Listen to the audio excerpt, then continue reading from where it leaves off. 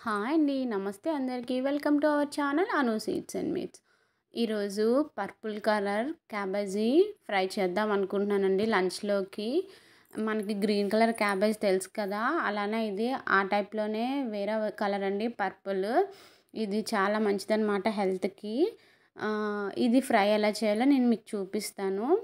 దీన్ని మనం ముందుగా కట్ చేసి పెట్టుకుందామండి. క్లీన్ చేసుకొని ఇదిగోండి నేను కట్ చేసేసుకున్నాను నీట్‌గా. చూడడానికి సేమ్ గులాబీ రేకుల్లా ఉన్నాయి కదండీ! నాకైతే అలానే అనిపించింది. భలే ఉంది చూడడానికి.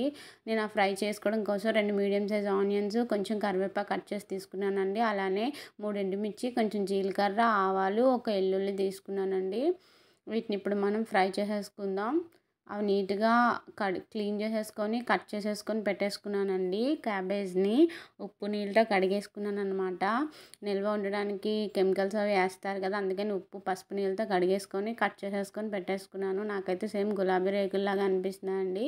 ఇప్పుడు మనం ఫ్రై చేసేసుకుందాం. ఇది చాలా హెల్త్‌కి మంచిదంటండి. గూగుల్‌లో సెర్చ్ చేశాను. ఇమ్యూనిటీ అది ఉంటదన్నారు. ఇదిగోండి నేను ఫ్రై కోసం ఒక కళాయి తీసుకొని ఆయిల్ వేసుకున్నాను. ఆయిల్ హీట్ అవ్వగానే మనం రెడీగా పెట్టుకున్న పోపు దినుసులన్నీ వేసేసుకున్నానండి. ఆనియన్స్, ఎండుమిర్చి, జీలకర్ర, ఆవాలు, శనగపప్పు అన్నీ వేసేసుకున్నానండి. ఇది మనం ఒక 5 మినిట్స్ సిమ్‌లో పెట్టుకొని ఫ్రై అవ్వాలన్నమాట. 5 మినిట్స్ అలాగా ఫ్రై అవ్వనిస్తేనే బాగుంటుందండి. సిమ్‌లో పెట్టుకొని హైలో పెట్టుకుంటే మాడిపోద్దనమాట పోపు. ఎప్పుడైనా పోపు సిమ్‌లో కానీ, మీడియంలో కానీ పెట్టుకుంటేనే బాగుంటుంది. ఇదిగోండి బాగా ఫ్రై అయింది. ఇప్పుడు మనం కట్ చేసి పెట్టుకున్న క్యాబేజ్‌ని వేసేసుకుందామండి. చాలా బాగా ఫ్రై అయిపోయింది ఆనియన్స్. ఇలా ఫ్రై అయితే సరిపోద్దండి. మరీ ఎక్కువైనా సరే క్యాబేజీ వేగేటప్పటికి ఇది మాడిపోద్దనమాట. ఇలాంటి టైంలో వేసేసుకుంటే సరిపోద్ది. ఇదిగోండి వీటిని వేసేసుకున్నాం కదా! బాగా కలిసేటట్టు కలిపేసుకోవాలండి మొత్తం.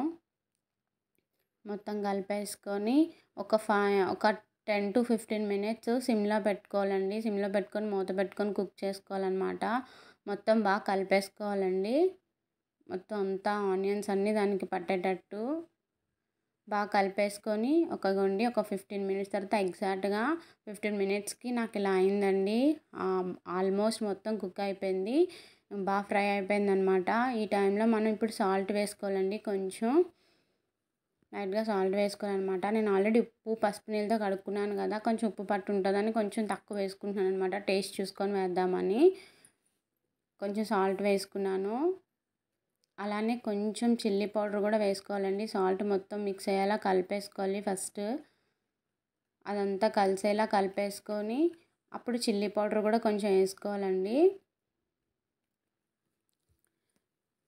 చిల్లీ పౌడర్ కూడా కొంచెం వేసుకుంటున్నాను. ఎందుకంటే ఆల్రెడీ నేను ఒక 3 ఎండుమిర్చి వేసుకున్నాను కదా! సరిపోద్దనమాట. సేమ్ స్మెల్ కూడా గ్రీన్ క్యాబేజ్ ఎలా ఉందో అలానే వస్తుందండి. ఇదిగోండి చిల్లీ పౌడర్ కూడా బాగా కలిసేలా కలిపేసుకున్నాను కదా! అలానే కొంచెం ధనియా పౌడర్ వేసుకుందామండి. ధనియా పౌడర్ వేసుకుంటే కొంచెం ఫ్రైకి బాగుంటుందనమాట. జీరా పౌడర్ కూడా వేసుకోవచ్చు.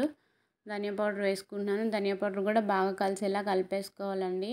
చాలా బాగుంటుంది. మీరు కూడా ఇది ట్రై చేయండి. పప్పు ఉన్న, రసం ఉన్న ఇది నంచుకుంటే చాలా బాగుంటుందనమాట.